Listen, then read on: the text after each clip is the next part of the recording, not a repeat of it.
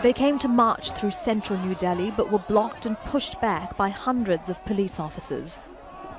Despite being forced to stay on one road, people taking part in the so-called Citizens' March said they wouldn't be deterred from showing their solidarity with protesting farmers on the outskirts of the capital. Whatever the government may think of the farmers' demands, the fact that you use repression, that you fire on farmers, you use tear gas shells, you use batons the last time they were on Delhi streets, and now you are actually assembling this entire army outside their protest sites.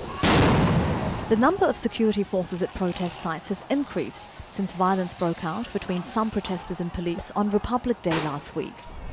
Police have erected rows of barriers around the sites using concrete and steel barricades, barbed wire and stone boulders.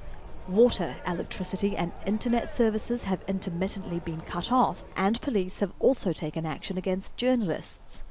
Mandeep Punia was detained after he reported on a large group of people who were throwing stones at protesters in the area of Singhu. His wife has accused the police of harassment. What sort of system is this where a journalist who is doing his job with great loyalty is being targeted? They strategically target and profile him and file such charges against him and mentally harass him for the next 24 hours. And they weren't just targeting him, but the entire journalist community. Members of the Bharatiya Janata Party and the government's chief lawyer have also blamed the protests on 6 separatists despite a lack of evidence. It has been a pattern for the last few years that they have begun to weaponize sedition laws, weaponize anti-terror laws against dissenters. They do not recognize the simple fact that when you have a public protest, it is being done in a manner which doesn't really need a conspiracy.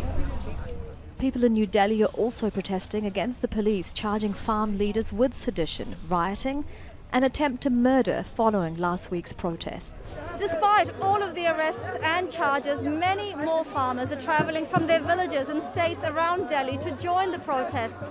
And people have come out here in the capital to show their support. Elizabeth Puranam, Al Jazeera, New Delhi.